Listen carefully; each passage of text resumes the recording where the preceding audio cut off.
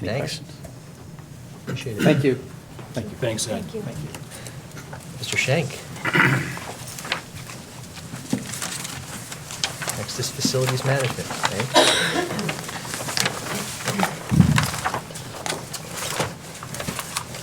Good evening, everyone. How's everybody doing? Excellent. All right, good, awesome. That was the sound of hammers. Uh-oh. There we go. Okay. All right, here, let's get started. Well, good evening. My name is Gerald Skank, Director of Facilities Management, and I'm pleased to present to you this overview of the Facility Management Department's budget for fiscal year 2018. Slide, please. So we'll discuss, we've got 12 slides, so it's not too bad, but there's some important things that I want to try to explain to the board. The department consists of approximately 82 custodial, maintenance, groundskeeping, support, and management employees. This multidisciplinary team is responsible for the care, upkeep, maintenance of approximately 1.3 million square feet of interior building space and over 750 acres of land, which support and enables the district's operations affecting 9,000 students, faculty, and staff. Next slide. Maintenance of facilities comprises of craftsmen, including licensed tradesmen that provide day-to-day support and maintenance operations that vary from a myriad of issues that stem throughout each building. In order to do so, electrical maintenance, general maintenance technicians, HVAC, painting, and plumbing supplies are required for this team to do their work. This team's efforts are supplemented with contract service whenever necessary. This team also provides support for during inclement weather operations such as snow and ice removal. Next slide. Custodial services is responsible for the general cleanliness of each facility. In addition to daily cleaning activities, this team also undertakes periodic deep cleaning on a cyclical basis throughout each year. The custodial service team also supports inclement weather operations such as snow and ice removal as well. In addition, the budget segment includes funds. This budget segment includes funds supporting the district's legal responsibilities for meeting several environmental compliance issues such as asbestos, Hazardous Emergency Response Act, or AHERA, the Integrated Pest Management Program, and the right to know requirements. The care, next slide. The care and upkeep of grounds is just as the title suggests. The specialized team is responsible for the care of athletic and general fields, playgrounds, and snow removal operations. Next slide. But beyond the numbers, while the budget provides a roadmap, it's impossible to predict what may lie ahead in the world of facility management. Even the best laid plans can go awry if not executed well. We have been working on improving services by changing the culture through a three-phased approach, focused on communication, effective listening, and response. For example, facilitating and maintaining open lines of communication with other administrators, faculty, department staff, as well as support from my superiors has all proven to be effective in achieving our mission. Listening to the teams who are closest to having firsthand knowledge of facility issues is also critical to understanding the conditions and planning corrective measures. And finally, being responsive to requests. Regardless of the source of the request, the department endeavors to respond with the same level of urgency because everyone is a valued team member. While these factors are good in theory, the real proof is in its application. So I'd like to showcase a couple of department successes. Next slide. And I call these stories of triumph. What you see here is Churchill's acid neutralization tanks. These tanks are connected to the plumbing network of the science wings in that facility. These have to be maintained and cleaned out approximately every 4 to 5 years, but this system was neglected and not cleaned out for approximately twice that time. When our craftsmen identified the issue, brought it to my attention, This was something that had to be done, and it was also causing backups in the sewer system that could lead to flooding throughout those wings. So what you're seeing here is Craftsman is a vendor service. They come in with this huge vacuum cleaner, and they suck out line chips through this large vacuum, and then they clean out the tank. They jet the lines, clean all the waste out of there, fill it back up with lime chips that neutralize any acids that may be used in school projects and before it goes into the wastewater system. So this was something that needed to be done, that the team was able to accomplish, that I'm really proud of. Next slide. This was another one, Memorial's Administrative Office lighting improvements. As you know, the old Memorial School burned down. The new one was constructed about 6-7 years ago. But to that point, the lights in the administrative office area never worked correctly. In fact, they were wired wrong, just to put it simply. Our craftsman identified that. To the picture on the left-hand side, you can see it's a 2-valve or a 2-bulb fixture, but only one set of bulbs was working. So the slide to the right, with approval of overtime in one day, with help of one craftsman, they rewired 26 light fixtures in the administrative offices. So the principals, the secretaries, the nurses' suites, and it really brightened up that area. When they came back in that morning, they couldn't believe it, how bright that area was. So that's another story of triumph. Okay, next slide. Now I'd like to focus on our grounds department a little bit. The slide or the picture in the upper left-hand corner is Chittick's Courtyard. This is a memorial area that was dedicated to, I think, a previous teacher that had passed away. But the person that undertook it, I guess they left the area and it just got overgrown. It wasn't maintained. So we tasked the team to go in there, pull everything out, put fresh mulch in, and treat the area, and that's what it looks like now. Too bad I don't have a before and after picture. It would have been really something. To the bottom left is a picture of our sports complex at the high school. I know it's a little bit far away, but I mentioned to the Finance Committee how we use the bed edger to establish mechanical borders, and that's exactly what you see here. You also see that in the picture on the right-hand side. That is a picture of the front of Churchill, where we actually use that bed edger to establish a mechanical border that shows a good differentiation between the grass and the mulch. It's not just blended into the grass. The properties really look good. Next.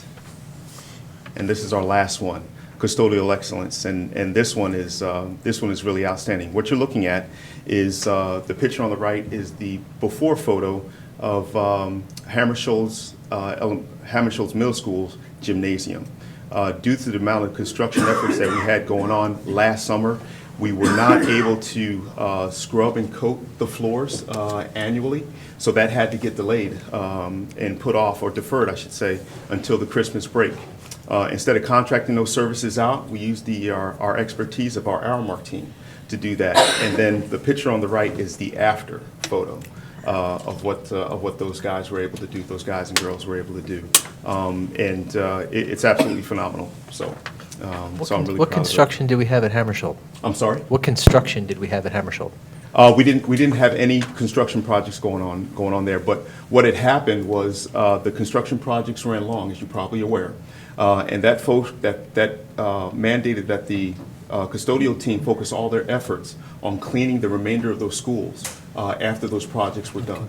So allow me to interject here. Mm-hmm. So with the major projects we had going on at Irwin It took our and at manpower. Chittick, it took all of our manpower to Okay. bring those buildings up to speed for Gotcha. school opening. They weren't available to do this. So we were going in and basically doing gang cleaning in those buildings, and they weren't available, and it took the resources away Got from it. facilities like this. Okay. Okay. All right. Next slide. Okay, so we'll move on to budget requests. So what does the department need to continue to provide first-class service? A capital investment strategy that allocates necessary resources to repair, maintain, renovate, and renew the district's aging infrastructure and real property. In order to maintain the district's infrastructure, there must be a plan. Thankfully, the board and management had the foresight to take on 2 capital assessment studies toward the formation of a comprehensive capital renewal plan. These specific reports pertain to maintaining roofs and paved surfaces throughout our district. The 2018 budget draft includes requests that have been identified as the highest priority by our architect and engineering professionals. In fact, 2 of these priorities were detailed in your reports. First, there was the $5.2 million roofing projects that were proposed, and then the next, there are $1.5 million in paving-related projects that need to be proposed, that need to be done. But the fiscal reality is that all these requirements cannot be accomplished at once. So that necessitates the need for a plan, all right? It is my sincere hope that this information raised your awareness of the needs that need to be done in the very near future, because certainly there will be more projects. So this concludes my briefing. At this time, I can answer any questions that you might have or take your comments. Mrs. Shaw? Do we have acid neutralization tanks at the high school? Yes. And they have been properly maintained? Yes, they have. Well, that's good news. Yes, they have. And that's been identified, and that's on a preventive maintenance schedule now. You could go on a And it's tour. actually, in my budget projection, it's actually included as a separate line item of things that have to get done. And the other thing I wondered about is, do you feel that we're making greater progress with our recycling program than we had been previously? I know you're relatively new in this position, but I have always felt that recycling in school buildings is often a second thought. And I just wondered, what we're doing moving forward to, improve the percentage of waste that can actually be recycled. I can tell you that it's been discussed, but nothing has been formally undertaken with that. But we do know it's a concern, and we look forward to doing something in the future, but we haven't laid out a plan as of yet. I'm pretty sure, did Ruthie tell us once about a recycling program at the high school, or things that the kids were doing to help improve recycling? Or I just made that up? I guess. I might have. I mean, I know, I don't think I ever mentioned it. Papa may have mentioned it last year, but I know Save Club has been trying to bring up the recycling initiative in the high years, school. really, Yeah.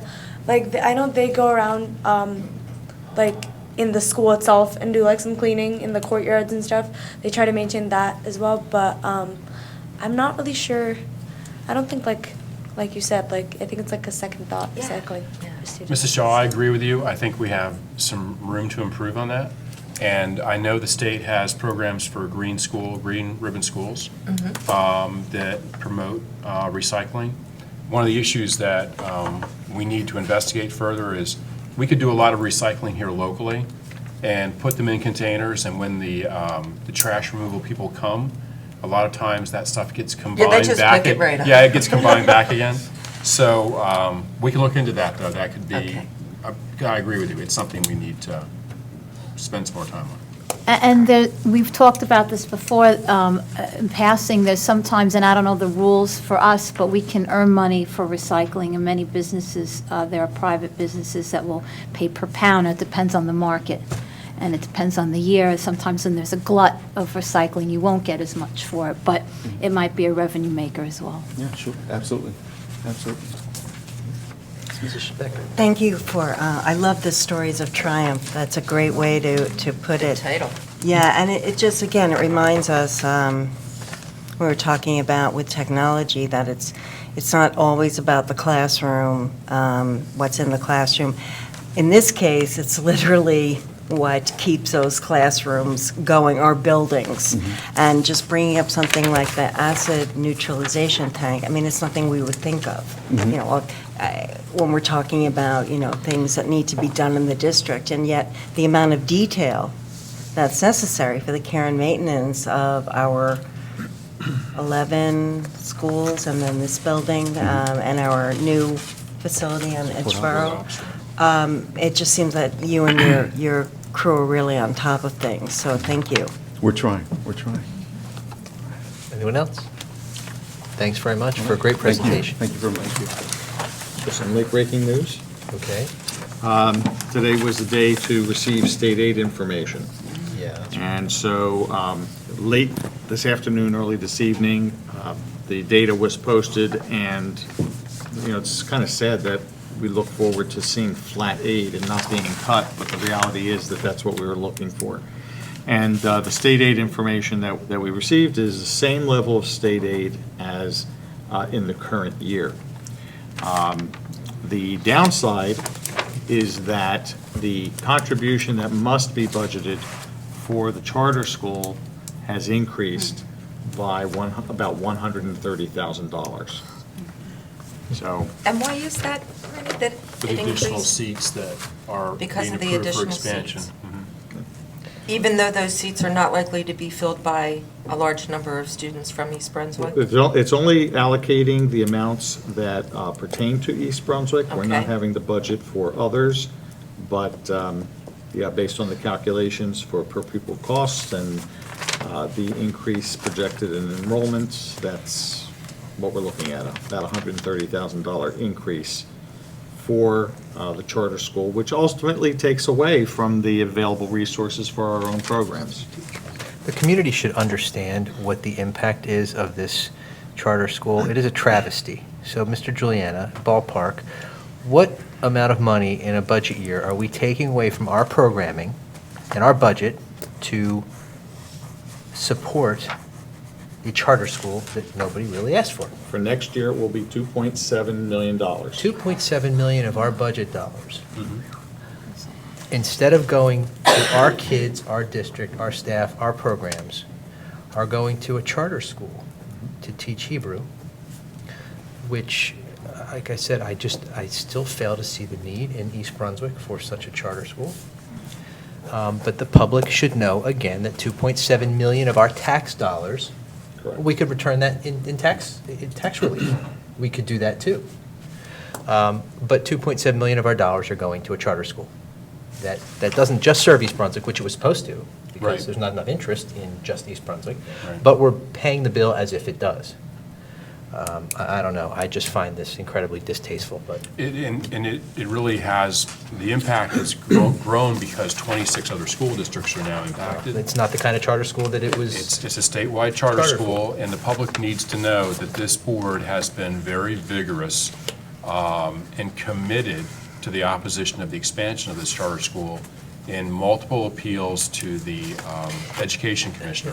Mr. Jacoby, since it is servicing all these districts, is the charter school in compliance with the law, the way it was set up? If you might recall, we're actually involved in a lawsuit right now where there's a challenge with Highland Park, Manalapan, and East Brunswick are involved, challenging the very fact that it is operating as a statewide charter. And under the But law. it wasn't set up that way. There's no such thing as a statewide charter. There's two types of charter schools. There's a charter of residence, which is contained in the local municipality. So, for example, if you're a charter school in Newark, you serve students in Newark. Or you can be a charter of region, which requires you to be a charter with contiguous towns, and you have to operate as that. Hatikva set up as a charter of residence for East Brunswick only.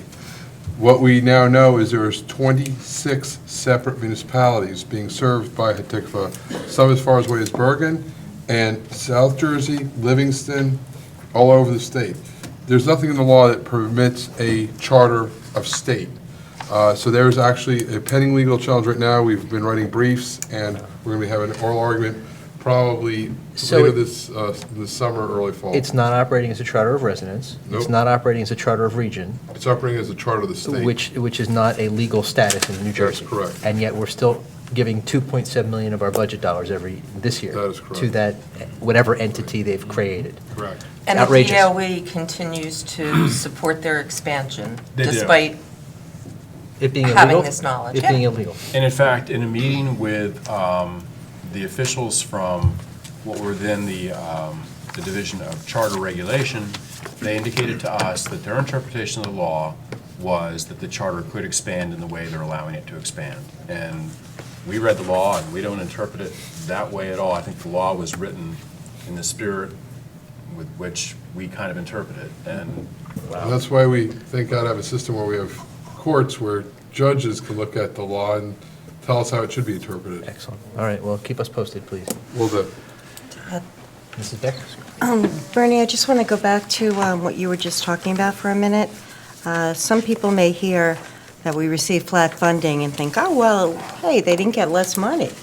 But in reality, we know that flat funding is a decrease because everything goes up. Correct. And we're receiving the same amount of money to pay for things that have gone up. If you could just elaborate on that for a minute so people understand. It's, So- taxes don't have to go And up it's because. many years of flat Right, funding. because we're getting Absolutely. the same amount of funding again. Absolutely. When you look at state aid as a percentage of the overall costs of the district, the cost of the district to run invariably increase from one year to the next. So when you look at what percentage state aid makes up to share or offset the local burden, that percentage decreases regularly from year to year to year. Flat funding simply means the dollar amount remains the same, but the share that the state is picking up decreases annually because the cost of operations go up. And as you said, as a percentage of our budget, keeps going down. Absolutely, yes. And so it really, it is a decrease. It's kind of like what people might experience with their own household budget. You could take all your electric bills for the previous year and say, okay, next year, I'm going to use the same exact amount of electricity. I'm not going to run a light 1 minute longer, 1 kilowatt more. But it's still going to cost you more money because the utility company raised their rates. So you could have use the exact same amount, electricity, gas, whatever. Except for the February we just had. Yes, Todd, weather is always, but the point is, we see this in our own household budgets. So it's the same thing that a school district faces. How many years have we been, quote, flat, which is really a decrease? Oh,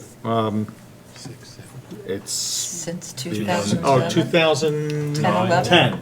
Because as a matter of fact, the state was kind enough to give us a report that rubbed salt in the wounds to remind me That we're about 7 years. that in 2009, our state aid was $20.4 million, and our state aid for the last many years has been at $17.9 million. So the message is, for the past 7 years, we're just not going to recognize increasing costs, right? I mean, really, isn't the message there? Or give you any money that you need to enrich, advance. And the other thing, and again, I'll go back to the charter school issue, at the time that the state aid was reduced, and we went from that $20.45 million down to the 17 and change, that was the exact same time that we had the initial impact of the charter school reduction in our budget, taking the money away from our budget to pay to the charter school.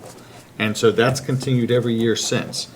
And so if you take that net, we actually went from a $20.4 million down to a $15.4 million level, roughly. If we look at this year, or the budget year that we're planning right now, that quote flat funding number of $17.9 million, let's take away the additional $130,000 that it will cost to pay for the charter school. So we're behind the 8 ball. We're not really making any kind of gains there. And unfortunately, the burden keeps getting put onto the local property owner. And I would say despite all that, the school district is managing to maintain top ratings, right?